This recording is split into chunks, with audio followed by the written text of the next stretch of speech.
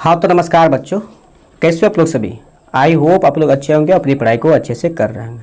तो देखिए, आज के इस लेक्चर में हम लोग क्या करेंगे कि मंगलम का ऑब्जेक्टिव और सब्जेक्टिव क्वेश्चन आंसर करने वाले हैं, क्योंकि इससे पहले मैंने आप लोगों को मंगलम का जो थ्योरी पोर्शन था वो पढ़ा दिया है। ठीक है, तो आज के इस लेक्चर में हम लोग क्या करेंगे कि जितना भी मंगलम में ऑब्जेक्टिव क्वेश्चन आंसर है और साथ ही साथ सब्जेक्टिव, उन दोनों क्वेश्चन आंसर को डिस्कस करने वाले हैं। ठीक है, तो देखिए हम पहले आपको ऑब्जेक्टिव क्वेश्चन आंसर दिखेगा। ठीक है, ऑब्जेक्टिव पोर्शन।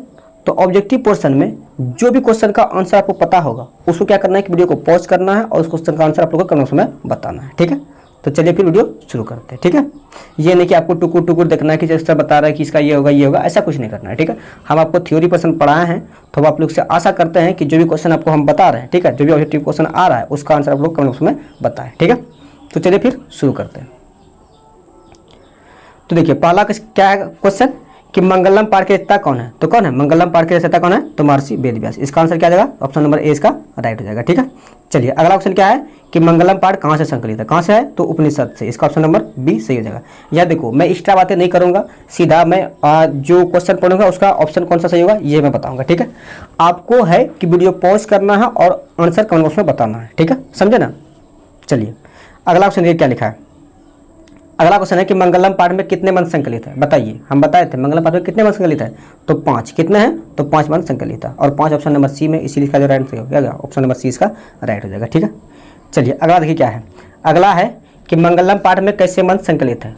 तो बताया होंगे कि मंगलम पाठ में कैसे, तो क्या पद्यात्मक है, हाँ जी सर पद्यात्मक, और पद्यात्मक लिखा है ऑप्शन नंबर ए में, इसीलिए इसका जो राइट आंसर है क्या ऑप्शन नंबर ए इसका राइट हो जाएगा। ठीक है, देखिए आप लोग कमेंट करते रहिए। ठीक है, बाकी बात इसका अगर किसी को पीडीएफ चाहिए होगा तो पीडीएफ भी हम लास्ट में बताएंगे, वीडियो के लास्ट में, कि पीडीएफ आपको कहाँ, पूरा संस्कृत का चाहिए होगा तो पूरा संस्कृत का कैसे मिलेगा और कहाँ मिलेगा, और इसका भी चाहिए होगा तो कैसे मिलेगा और कहाँ मिलेगा, ये सभी हम लास्ट में डिस्कस करेंगे। ठीक है, तो चलिए अगला क्वेश्चन क्या है कि हिरण्यमान पात्रन डॉट डॉट डॉट सत्यस अभिहितम मुखम तत्वम पुषण पावनु सतधर्मा दृष्टि। हालांकि हम पूरा श्लोक ही बोल दिए। ठीक है, लिखा गया कि किस उपनिषद से लिया गया, तो किस उपनिषद से, तो ईशावास्य उपनिषद से। ईशावास्य ऑप्शन नंबर ए में है, इसीलिए इसका जो राइट आंसर है क्या ऑप्शन नंबर ए इसका राइट हो जाएगा।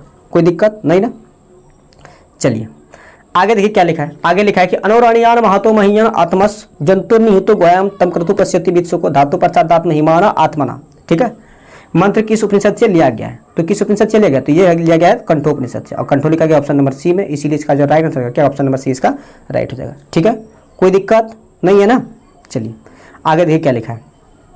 आगे लिखा है कि सत्यमेव जयते डॉट डॉट डॉट निधानम मंत्र किस उपनिषद से लिया गया है। ठीक है, तो याद करिए हम मंगलम पाठ में ये तीसरा श्लोक था। ठीक है, और तीसरा श्लोक और चौथा श्लोक किस उपनिषद से लिया गया है, तो मुंडिको उपनिषद से, और मुंडिको लिखा गया ऑप्शन नंबर बी में, इसीलिए इसका जो राइट आंसर क्या ऑप्शन नंबर बी इसका राइट हो जाएगा। ठीक है, चलिए आगे देखिए क्या लिखा है। आगे लिखा है कि यथानदस चंद्रमाना डॉट डॉट डॉट दिव्यम मंत्र किस उपनिषद से लिया गया, तो ये मंगलम पाठ का चौथा श्लोक था, और चौथा तीसरा और चौथा अभी जस्ट बताया कि तीसरा श्लोक पूछे और चौथा श्लोक पूछे, तो ये दोनों किससे लिया गया है, तो मुंडिको उपनिषद से लिया गया, और मुंडिको ऑप्शन नंबर बी में लिखा गया, इसीलिए इसका जो राइट आंसर क्या ऑप्शन नंबर बी इसका राइट हो जाएगा। ठीक है, चलिए आगे देखिए क्या लिखा है।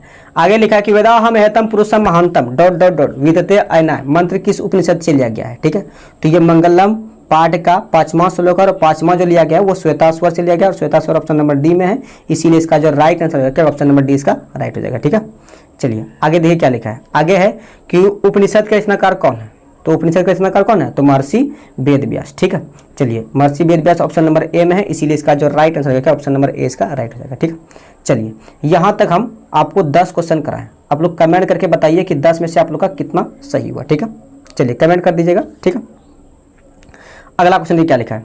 अगला लिखा है कि उपनिषद किसका अंतिम भाग है।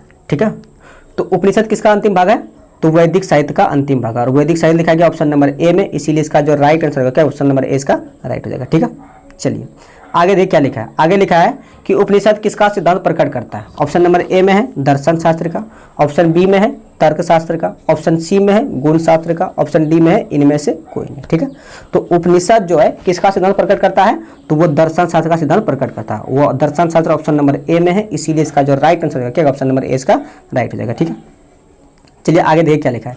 आगे लिखा है कि उपनिषद के अंतिम भाग में किसका सिद्धांत है, तो ऑप्शन ए में है दर्शन शास्त्र, ऑप्शन बी में है तर्कशास्त्र, ऑप्शन सी में होगा गुण शास्त्र, हालांकि गण लिखा गया गुण शास्त्र होगा, ऑप्शन डी में है इनमें से कोई नहीं। ठीक है, तो उपनिषद के अंतिम भाग में किसका सिद्धांत है, तो दर्शन शास्त्र का, और दर्शन शास्त्र ऑप्शन नंबर ए में लिखा गया, इसीलिए इसका जो राइट आंसर होगा क्या, ऑप्शन नंबर ए इसका राइट हो जाएगा। ठीक है, चलिए आगे देखिए क्या लिखा है। आगे लिखा है कि उपनिषद की संख्या कितनी है।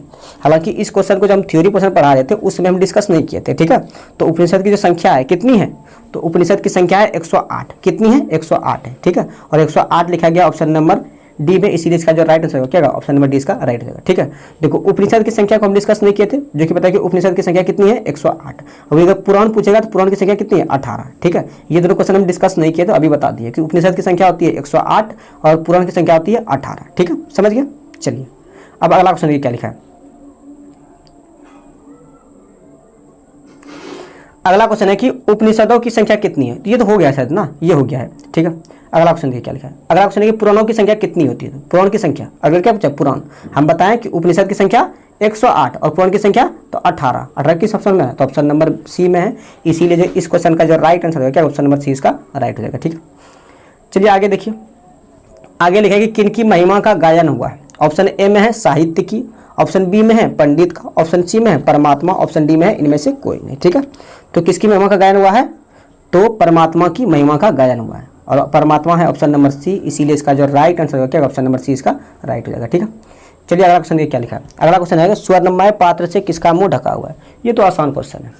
चलो क्या है कि हिरण्मय पात्र सत्य सपिंद मुखम तत्वन पुसन्नपा बिरिनु सत्यधर्मय दृष्टि। ठीक है, तो हिरण्मय पात्र से बताते हैं कि हे भगवान, सत्य का जो मुंह है वो किस पात्र से ढका हुआ है, तो सोने के पात्र से ढका हुआ है, उसे सत्य धर्म की प्राप्ति के लिए हटा ले। ठीक है, तो यह क्या पूछा है कि स्वर्णमय पात्र से किसका मुंह ढका हुआ है, तो किसका ढका हुआ है, तो सत्य का। घर का नहीं होगा, धर्म का भी नहीं होगा, इनमें से कोई नहीं होगा। ठीक है, तो सत्य का मुंह ढका हुआ है। ठीक है, चलिए आगे लिखा है कि महान से महान क्या है।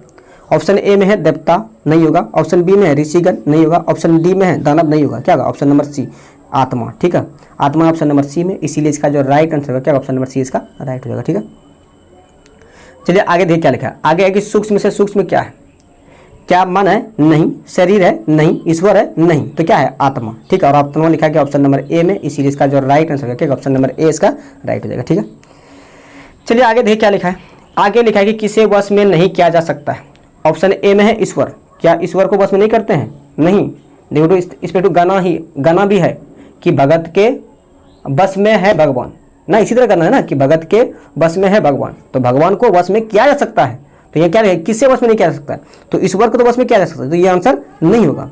ठीक है, शरीर को तो वश में कर सकते हैं और मन को भी चाहे तो वश में कर सकते हैं, मन को भी हम लोग वश में कर सकते हैं। क्या आत्मा को हम लोग वश में कर सकते हैं, नहीं।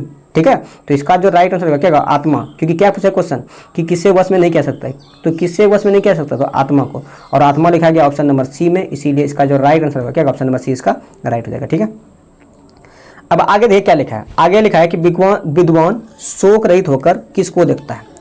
ठीक है, तो आत्मा को नहीं देखता है, ईश्वर को भी नहीं देखता है, किसको देखता है, परमात्मा को। विद्वान जो शोक रहित होकर देखता है वो किसको देखता है, तो परमात्मा को देखता है, और परमात्मा लिखा गया ऑप्शन नंबर सी में, इसीलिए इसका जो राइट आंसर होगा क्या, ऑप्शन नंबर सी इसका राइट हो जाएगा। ठीक है, चलिए आगे देखिए क्या लिखा है। आगे लिखा है कि सत्य से किसका मार्ग प्रशस्त होता है, तो किसका होता है, इनमें से तो कोई नहीं होगा।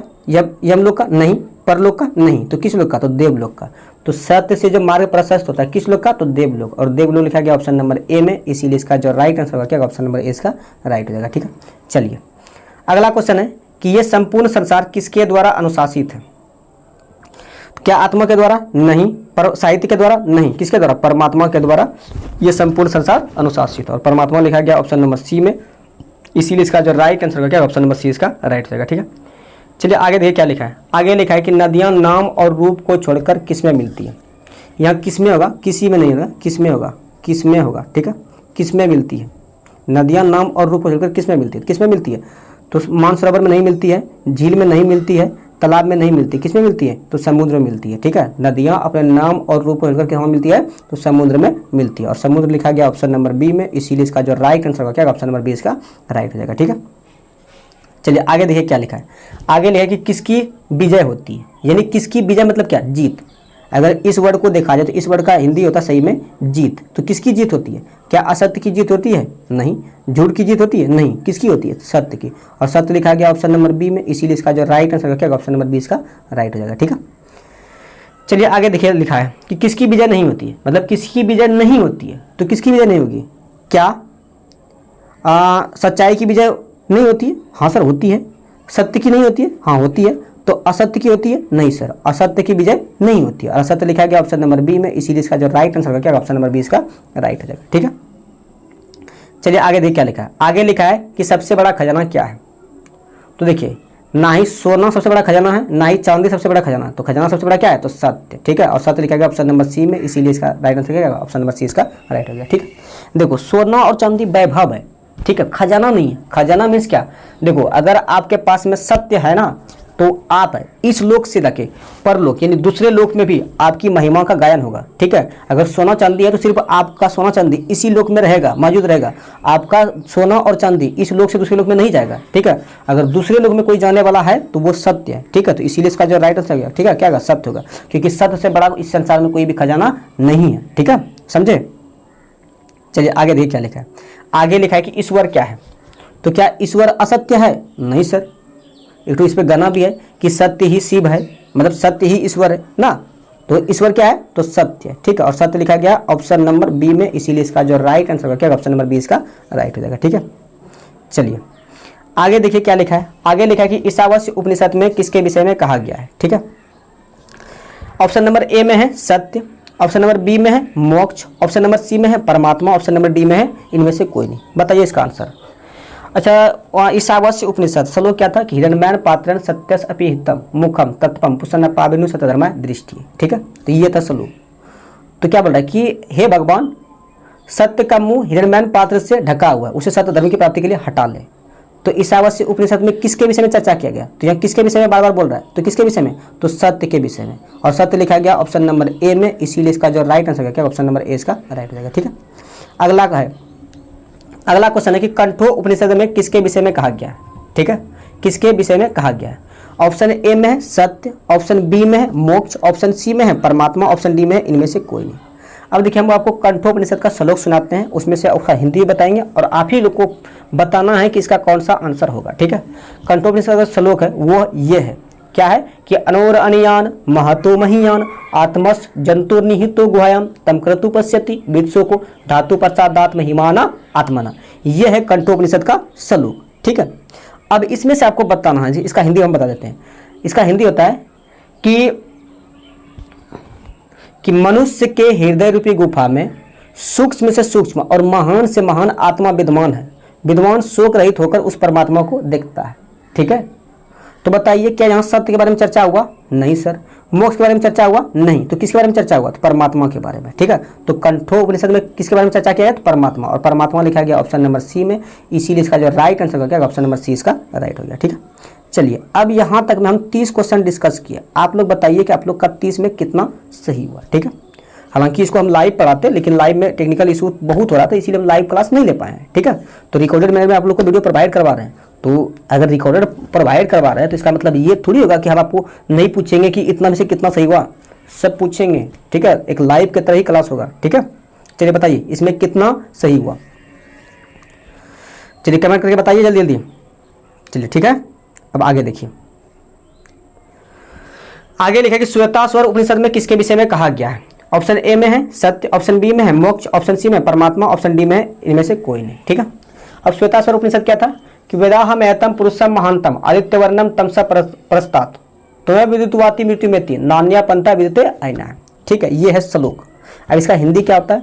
इसका हिंदी होता है कि मुझे ही परम पुरुष जानो, जो अंधकार स्वरूप, जो प्रकाश स्वरूप अंधकार के आगे है, और इसके अलावा यानी मोक्ष को प्राप्त करने का दूसरा रास्ता नहीं है। ठीक है, यानी सत्य के अलावा मोक्ष को प्राप्त करने का दूसरा रास्ता नहीं है। ठीक है, तो क्या यहाँ इस उपनिषद में सत्य के बारे में चर्चा हुआ? नहीं। परमात्मा के बारे में चर्चा हुआ? नहीं। तो किसके बारे में चर्चा हुआ? तो मोक्ष के बारे में चर्चा हुआ। ठीक है, और मोक्ष लिखा गया ऑप्शन नंबर बी में, इसीलिए इसका जो राइट आंसर होगा ऑप्शन नंबर बी इसका राइट हो जाएगा। ठीक है, चलिए कोई दिक्कत है? देखो यहाँ हम साथ ही साथ क्वेश्चन भी डिस्कस कर देते हैं। क्वेश्चन क्या, श्लोक भी डिस्कस कर देते हैं। ठीक है, उसका हिंदी बता देते हैं, ताकि जो बच्चे क्लास को नहीं देखेंगे, थ्योरी पोर्शन को नहीं देखे होंगे, वो यहाँ से भी समझ सकते हैं।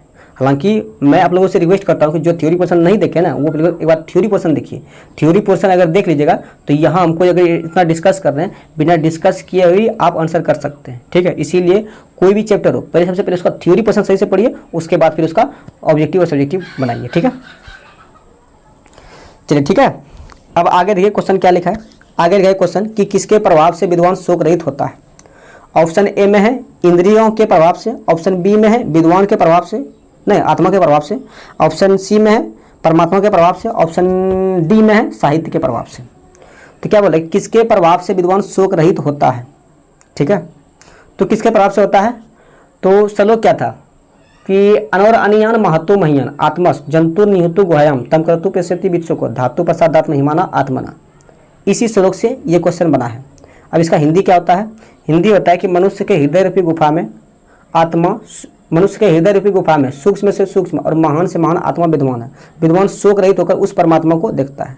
तो किसके प्रभाव से विद्वान शोक रहित होता है, तो परमात्मा के प्रभाव से, ठीक है। परमात्मा के प्रभाव से विद्वान शोक रहित होता है, ठीक है। तो इसका ऑप्शन नंबर सी सही हो जाएगा, ठीक है।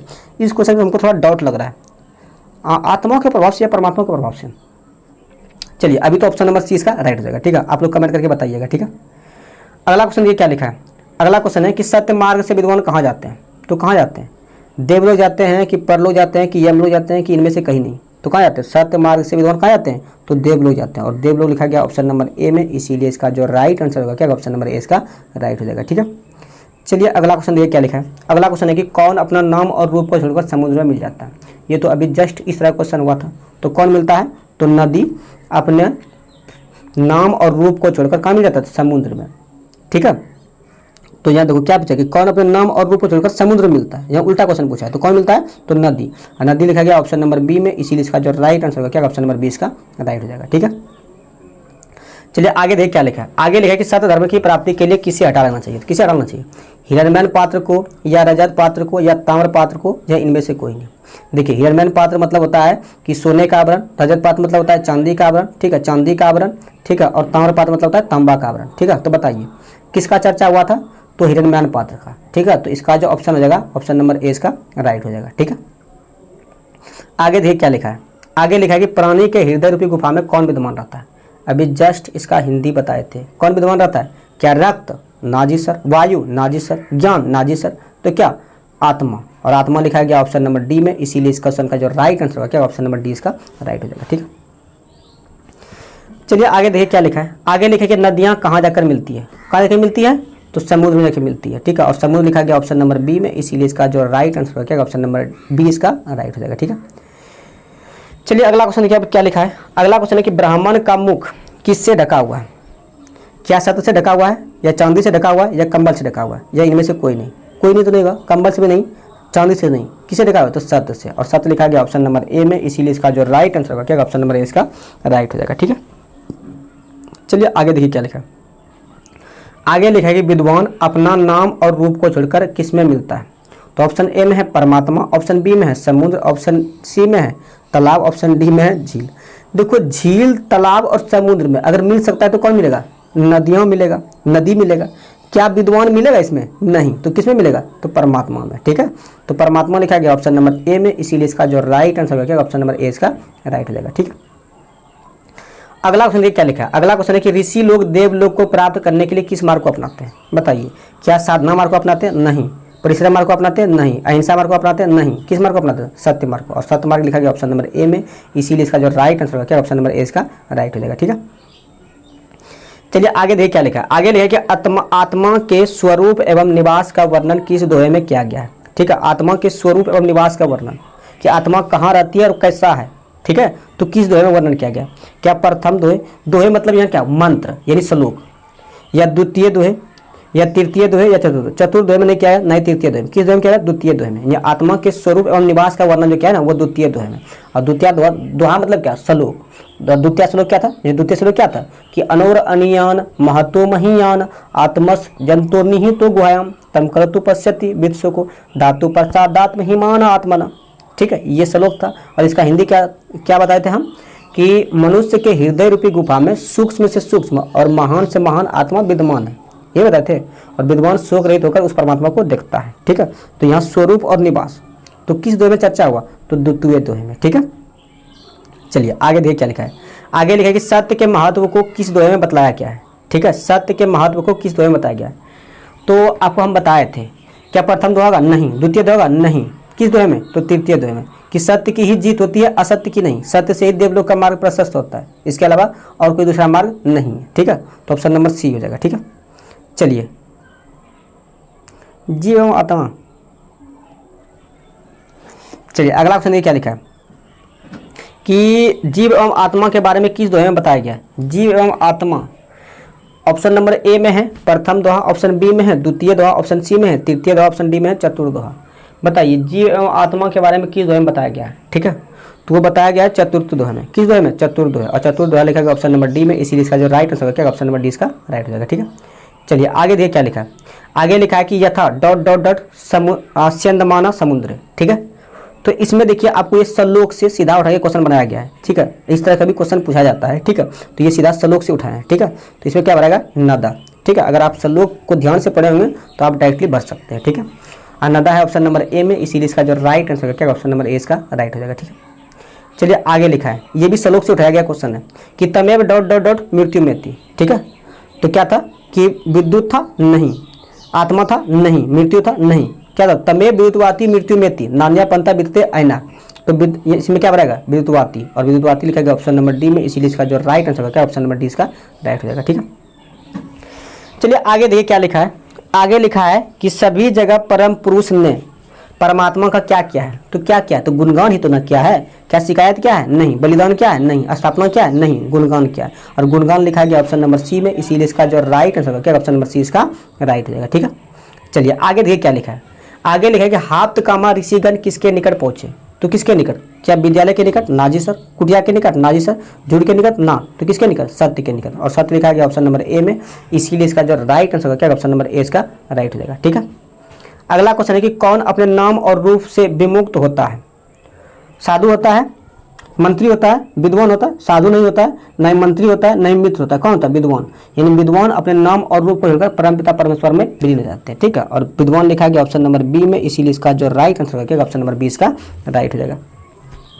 चलिए अगला ऑप्शन देखिए क्या है। अगला क्वेश्चन है कि देव मार्ग का विस्तार होता है, तो देव मार्ग का विस्तार किससे होता है, क्या साधना से होता है, नहीं। परिश्रम से होता है, नहीं। अहिंसा से होता है, नहीं। किससे होता है, सत्य से, और सत्य लिखा गया ऑप्शन नंबर बी में, इसीलिए इसका जो राइट आंसर क्या ऑप्शन नंबर बी इसका राइट हो जाएगा। ठीक है, चलिए आगे देखिए क्या लिखा है। आगे है कि छोटे से भी छोटा और बड़े से भी बड़ा क्या है, तो क्या ईश्वर है, नहीं। शरीर है, नहीं। तो क्या है, आत्मा। आत्मा सूक्ष्म से सूक्ष्म और महान से महान है। ठीक है, तो आत्मा लिखा गया ऑप्शन नंबर सी में, इसीलिए इसका जो राइट आंसर क्या ऑप्शन नंबर सी इसका राइट हो जाएगा। ठीक है, चलिए अब यहाँ से सब्जेक्टिव क्वेश्चन है। ठीक है, तो आप लोग बताइए कि 50 ऑब्जेक्टिव था, तो 50 ऑब्जेक्टिव में आप लोग का कितना सही हुआ, कमेंट करके बताइए। ठीक है, चलिए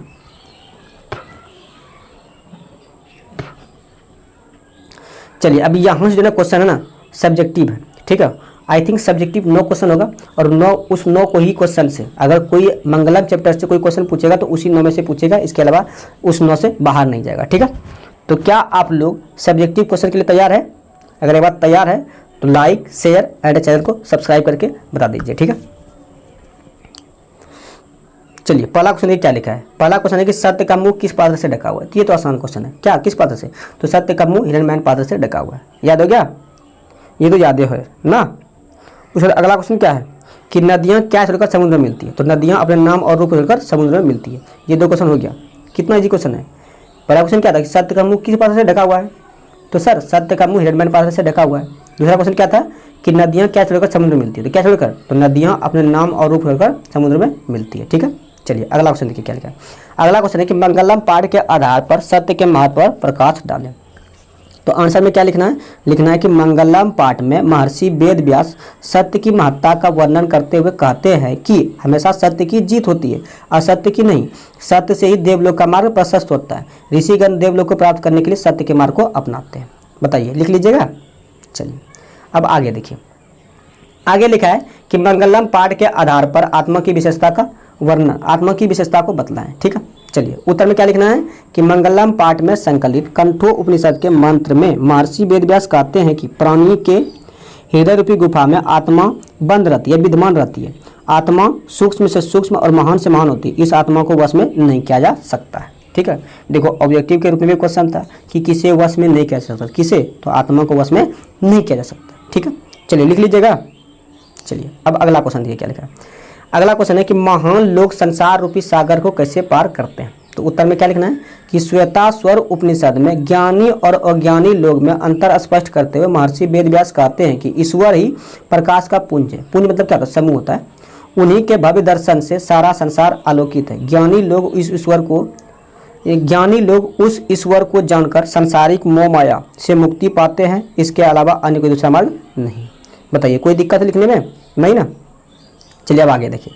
अगला क्वेश्चन है कि विद्वान पुरुष किस प्रकार ब्रह्मा को प्राप्त करते हैं। तो आंसर में लिखना है कि मंगलम पाठ में संकलित मुंडकोपनिषद के मंत्र में महर्षि वेदव्यास कहते हैं कि जिस प्रकार बहती हुई नदियां अपने नाम और रूप को छोड़कर समुद्र में जाती, ठीक उसी प्रकार विद्वान भी अपने नाम और रूप को छोड़कर परमपिता परमेश्वर को प्राप्त कर लेते हैं। ये हुबहू जो है ना, जो चौथा श्लोक था उसी का हिंदी हुबहू है। ठीक है, क्योंकि क्या बोल रहा है कि विद्वान पुरुष किस प्रकार ब्रह्मा को प्राप्त करते हैं, तो सीधा हुबहू जो चौथा श्लोक का हम हिंदी बताएं उसी को यहाँ पेस्ट कर देना, नहीं लिख देना है। ठीक है, चलिए कोई दिक्कत। ये क्वेश्चन हमको लगता है कि बहुत आसान है। क्या लिखना है कि मंगलम पाठ में संकलित मुंडकोपनिषद के मंत्र में महर्षि वेदव्यास कहते हैं कि जिस प्रकार बहती हुई नदियां अपने नाम और रूप को छोड़कर समुद्र में मिल जाती है, ठीक उसी प्रकार विद्वान पुरुष भी अपने नाम और रूप अर्थात अपने व्यक्तित्व को छोड़कर परमपिता परमेश्वर को प्राप्त कर लेते हैं। ठीक है, समझ गए। चलिए अब आगे देखिए। आगे लिखा है कि नदी और विद्वान में क्या समानता है। तो बताइए नदी और विद्वान में क्या समानता है। ये भी जो क्वेश्चन है ये भी चौथे श्लोक से ही लिया गया है। ठीक है, आंसर क्या लिखेंगे, जिस प्रकार बहती हुई नदियां अपने नाम और रूप को छोड़कर समुद्र में मिल जाती, ठीक उसी प्रकार विद्वान भी अपने नाम और रूप के परवाह किए बिना ठीक उसी प्रकार विद्वान भी अपने नाम और रूप के परवाह किए बिना ईश्वर में मिल जाते हैं। बस यही समानता है। ठीक है, चलिए अब आगे देखिए क्या लिखा है। आगे लिखा है कि उपनिषद को आध्यात्मिक ग्रंथ कहा जाता है। क्यों लिखना है कि उपनिषद को आध्यात्मिक ग्रंथ कहा जाता है, क्योंकि यह आत्मा और परमात्मा के बीच विस्तृत व्याख्या करता है। परमात्मा संपूर्ण संसार में शांति स्थापित करता है। सभी तपस्याओं का लक्ष्य या परम लक्ष्य परमात्मा को ही प्राप्त करना है। सभी तपस्याओं का परम लक्ष्य क्या है, तो परमात्मा को ही प्राप्त करना है। ठीक है, हो गया। चलिए अब आगे देखिए। आगे क्या है कि मंगलम पाठ के आधार पर आत्मा के स्वरूप का वर्णन करें। तो आंसर में क्या लिखना है कि मंगलम पाठ में संकलित कंठोपनिषद के मंत्र में महर्षि वेदव्यास ने आत्मा के स्वरूप का बड़ा ही अच्छा वर्णन किया है। वे कहते हैं कि आत्मा मनुष्य के हृदय रूपी गुफा में विद्यमान है। ये सूक्ष्म से सूक्ष्म और महान से महान है। इसका राज समझने के लिए ऋषिगण सत्य की खोज करते हैं। ठीक है, चलिए ये था सब्जेक्टिव का 9 क्वेश्चन। ठीक है, अब अगर जिसको भी पीडीएफ चाहिएगा तो पीडीएफ के लिए आप टेलीग्राम चैनल पर जाइएगा। ठीक है, टेलीग्राम चैनल का लिंक आपको इसी वीडियो के डिस्क्रिप्शन में मिल जाएगा। वहाँ पे आपको सारे पीडीएफ मिल जाएगा। ठीक है, ये भी पीपीटी भी मिल जाएगा और साथ ही साथ संस्कृत का बहुत ही बखूबी से बनाया गया ऑब्जेक्टिव अलग और सब्जेक्टिव अलग। ठीक है, उसका भी पीडीएफ आपको मिल जाएगा। ठीक है, मतलब नोट्स, पीडीएफ नहीं नोट्स मिल जाएगा। ठीक है, उसको आप प्रिंट आउट भी करवा सकते हैं। ठीक है, समझे। बाकी बात आज का क्लास आपको कैसा लगा कमेंट करके जरूर बताइएगा। और चैनल पर अगर पहली बार आए होंगे चैनल को सब्सक्राइब करके, ठीक है, एक प्यारा सा कमेंट कर देना है। और वीडियो अच्छा लगा होगा तो लाइक करके अपने दोस्तों में शेयर भी कर देना है। ठीक है, तो चलिए हम लोग आज के लिए इतना ही रखते हैं। मिलेंगे फिर अगले वीडियो में, तब तक आप अपनी पढ़ाई करते रहिए।